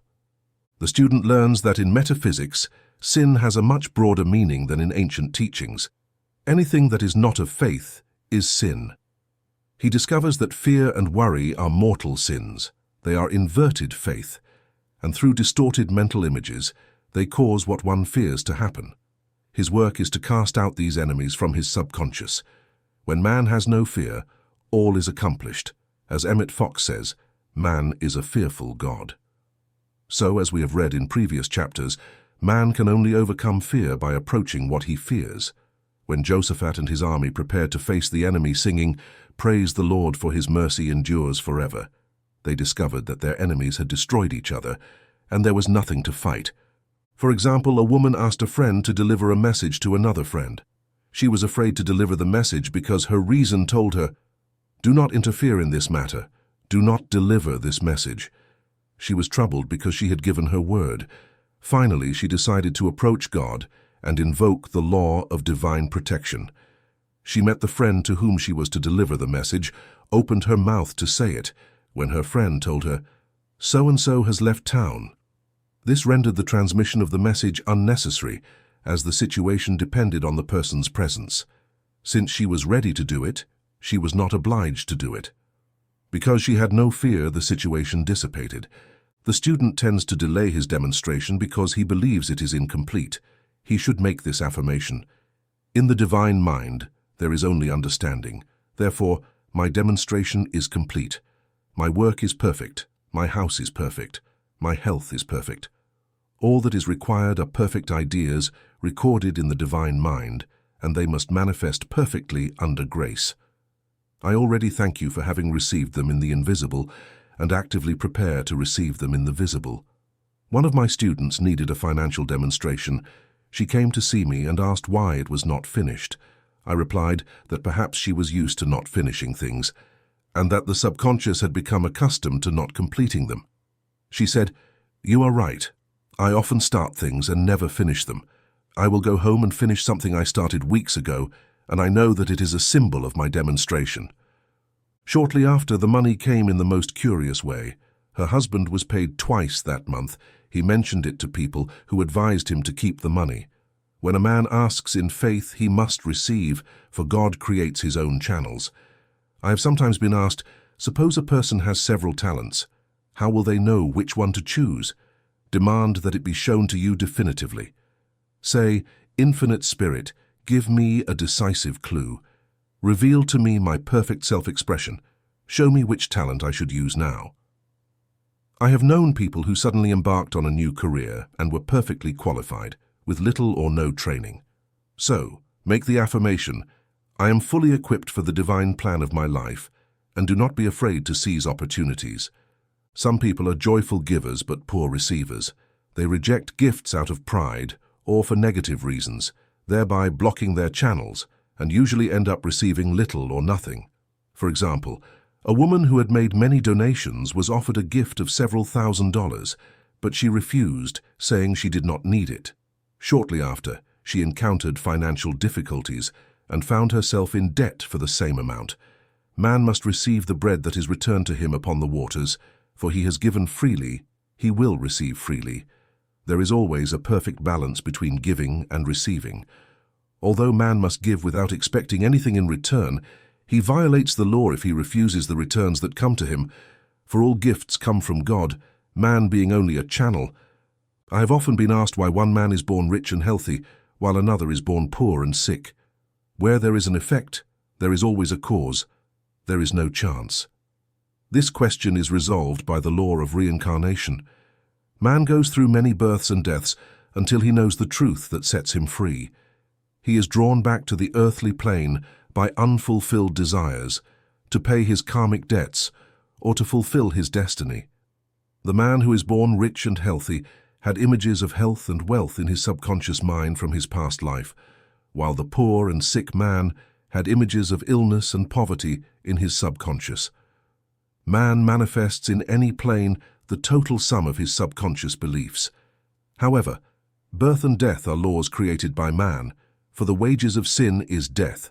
The atoms fall into consciousness due to belief in two powers. The true man, the spiritual man, has neither birth nor death. He was never born and will never die. As he was in the beginning, he is now and will always be. Thus, through truth, man is liberated from the law of karma, sin, and death, and manifests man in the image and likeness of God. Man's freedom comes through the fulfillment of his destiny by bringing to manifestation the divine purpose of his life. His Lord will say to him, "Well done, good and faithful servant. You have been faithful in a few things, I will entrust you with much more. Enter into the joy of your Lord, eternal life." Chapter 10. Denials and Affirmations. You shall decree a thing, and it shall be established unto you. All the good that is to manifest in man's life is already an accomplished fact in the divine mind, and it is released through man's recognition or spoken word. That is why it is of paramount importance to correctly formulate one's requests, as has been said in a previous chapter. If you desire a home, a friend, a position, or any other good thing, make the request for divine selection. For example, say, "Infinite Spirit, open the way to my appropriate home, my appropriate friend, my appropriate position. I give thanks that it is now manifesting under grace in perfect ways." The last part of the statement is the most important. For instance, I met a woman who demanded $1,000. Her daughter got injured and received compensation of $1,000, but it did not manifest perfectly. The request should have been formulated in this way: "Infinite Spirit, I thank you, because the $1,000 that rightfully belong to me are now released and come to me under grace in perfect ways." As one grows in financial consciousness, it is essential to demand that the considerable sums of money rightfully due to us be released under grace in perfect ways. It is impossible for man to release more than he thinks is possible, for he is limited by the narrow expectations of his subconscious. You must broaden your expectations to be able to receive more widely. Men often limit themselves in their requests. For example, a student demanded $600 for a specific date and received it. However, he later learned that he was very close to receiving $1,000, but he was given only $600 because of his limiting word. They limited the Holy One of Israel. Wealth is a matter of consciousness. There is a French legend that illustrates this. A poor man was walking on a road when he met a traveler who stopped and said to him, "My good friend, I see that you are poor. Take this gold nugget, sell it, and you will be rich for the rest of your life." The man was delighted with his good fortune and took the nugget home. He immediately found work and became so prosperous that he never sold the nugget. Years passed and he met a poor man on the road. He said to him, "My good friend, I will give you this gold nugget. If you sell it, you will be rich for the rest of your life." The beggar took the nugget, had it appraised, and found out it was only brass. As can be seen, the first man became rich because he felt rich by thinking the nugget was gold. Every man has within him a gold nugget. It is his consciousness of opulence that attracts wealth into his life. When man makes his requests, he starts from the end of his journey, meaning he declares that he has already received, even before asking, "I will answer." Continuously affirming establishes belief in the subconscious. It is not necessary to make an affirmation more than once if one had perfect faith. One should not beg or plead, but rather express gratitude repeatedly for having received. "And the desert shall rejoice and blossom as the rose."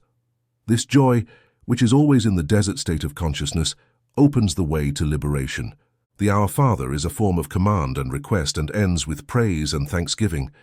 The student's work is to convince himself that nothing is impossible with God. This is quite easy to affirm in theory, but a little more difficult when faced with a problem. For example, a woman had to demonstrate a considerable sum of money within a specific time frame. She knew she had to do something to manifest, for manifestation is realization, and she demanded a sign. As she walked through a department store, she spotted a beautiful pink enamel letter opener. She felt drawn to the object and had the thought, "I don't have a letter opener fancy enough to open letters containing big checks." So she bought the letter opener, which the rational mind would have deemed extravagant. When she held it in her hand, she had a vision of herself opening an envelope containing a big check, and within a few weeks she received the money.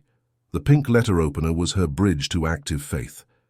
Many stories are told of the power of the subconscious when directed by faith. For example, a man spent the night in a farmhouse whose bedroom windows were nailed shut. In the middle of the night he felt suffocated, so he groped in the darkness towards the window which he couldn't open. He finally broke the glass with his fist, took a deep breath of fresh air, and had a wonderful night. The next morning he discovered that he had actually broken a display window of a bookstore, and the bedroom window had remained closed all night. He had simply supplied his own oxygen with his thought of oxygen. When a student begins to manifest, he must never waver. If you falter, do not think you will get anything from the Lord. A student once made this wonderful declaration, "When I ask something of the Father, I set my foot down and say, 'Father, I will accept nothing less than what I have asked for, but more. Thus, man must never compromise once everything is in place. Sometimes this is the most difficult time to manifest. The temptation to give up, to retreat, to compromise arises. It is also helpful to stand firm and wait. Demonstrations often occur at the last minute because man lets go, meaning he stops reasoning and gives infinite intelligence a chance to work. Man's gloomy desires are fulfilled in a gloomy manner, and his impatient desires are either long delayed or violently fulfilled. For example, a woman asked me why she constantly lost or broke her glasses. We discovered that she often said to herself and others, "I really wish I could get rid of my glasses." So her impatient desire was violently fulfilled. What she should have demanded was perfect vision, but what she had impressed on her subconscious was simply the impatient desire to get rid of her glasses, which constantly caused them to break or get lost. There are two mental attitudes that lead to losses: depreciation, as in the case of the woman who did not appreciate her husband, or fear of loss, which creates an image of loss in the subconscious. When a student is able to let go of his problem and rid himself of it, he will obtain an instantaneous manifestation. For example, a woman was outside on a very windy day, and her umbrella flew away. She had to visit people she did not know, and did not want to make her first appearance with a damaged umbrella. She couldn't throw it away because it didn't belong to her. So, desperate, she exclaimed, "Oh God, take care of this umbrella. I don't know what to do." A moment later, a voice behind her said, "Madam, would you like me to repair your umbrella?" There was an umbrella repairman right there. She replied, "Yes, I do." The man repaired the umbrella while she went into the house to make her call, and when she came back, she had a well-functioning umbrella. So there is always an umbrella repairman on man's path. When man entrusts his umbrella or his situation into God's hands, he must always follow a denial with an affirmation. For example, one night I was called to help a man I had never seen before, apparently very ill. I made the following affirmation: "I deny this appearance of illness. It is unreal and therefore cannot be recorded in his consciousness." This man is a perfect idea in the divine spirit, a pure substance expressing perfection. There is no time or space in the divine spirit, so the word instantly reaches its destination and does not return empty. I am often asked about the difference between visualization and vision. Visualization is a mental process governed by reasoning or the conscious mind. Vision is a spiritual process governed by intuition or the superconscious mind. The student must train his mind to receive these flashes of inspiration and to develop divine images through defined tracks. When a man can say, "I desire only what God desires for me," his false desires fade from his consciousness, and a new set of plans is given to him by the master architect, the inner God. God's plan for each man transcends the limitations of the rational mind and is always the place of life, which contains health, wealth, love, and perfect self-expression. Many men build in their imagination a simple bungalow when they should be building a palace. If a student tries to force a demonstration through his rational mind, he will reach an impasse. The Lord says, "I will not hasten." He must act only through intuition or through defined tracks. He must rest in the Lord and wait patiently. Trust in Him, and He will act. I have seen the law act surprisingly. For example, a student declared that she needed $100 for the next day, a debt of the utmost importance. I spoke the word, declaring that the Spirit is never late and that supply is available. That night she called me to tell me about the miracle. She had decided to check documents in her safe deposit box at the bank. As she was going through the papers, she found a brand new $100 bill at the bottom of the box. She was astonished and insisted she had never put it there, as she had checked the papers many times. It might have been a materialization, just as Jesus Christ materialized loaves and fishes. Man will reach the stage where his word will manifest instantly. The name of Jesus Christ holds immense power. It elevates the student to the fourth dimension, where he is freed from all astral and psychic influences. The student becomes unconditional and absolute, just as God himself is unconditional and absolute. The inner Christ is his own self in the fourth dimension, man made in the image and likeness of God. This self has never failed, never known disease or pain, never been born or died. He is the resurrection and the life of every man. No one comes to the Father except through the Son, which means that universal God, acting in place of the individual, becomes the Christ in man. The Holy Spirit means the action of God. Every day man manifests the Trinity of the Father, the Son, and the Holy Spirit. Man must make thought an art. The master thinker is an artist and ensures to paint only divine patterns on the canvas of his mind. He paints these images with powerful brushstrokes of power and decision, having perfect faith that no power will spoil his perfection. All power is given to man through right thinking to bring his heaven on earth. This is the purpose of the game of life. The simple rules are fearless faith, non-resistance, and love. May every reader now be freed from all that has kept them enslaved through the ages, standing between them and their good. Know the truth that sets you free, free to fulfill your destiny, to manifest the divine plan of your life with health, wealth, love, and perfect self-expression. Transform yourself by renewing your mind for prosperity. God is my unfailing supply, and large sums of money come quickly to me, under grace, in perfect ways, for perfect conditions. Any plan that my Heavenly Father has not conceived will be dissolved and dissipated, and the divine idea now manifests for perfect conditions. Only God's truth is true for me, for I am one with God, and therefore one with my good. Let God be the giver and the gift, for I cannot separate the giver from the gift for perfect conditions.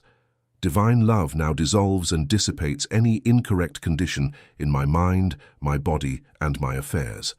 Divine love is the most powerful chemical substance in the universe and dissolves all that is not of it. For health, divine love floods my consciousness with health, and every cell of my body is filled with light. For sight, my eyes are God's eyes. I see with the eyes of spirit. I clearly see the open path. There are no obstacles on my way. I clearly see the perfect plan. For guidance, I am divinely sensitive to my intuitive guides, and I instantly obey your will. For hearing, my ears are God's ears. I hear with the ears of spirit. I do not resist, and I am ready to be guided. I hear good news with great joy. For work, I have perfect work in perfect form. I provide perfect service for perfect compensation. I am free from all slavery. I lay this burden on the inner Christ, and I set myself free.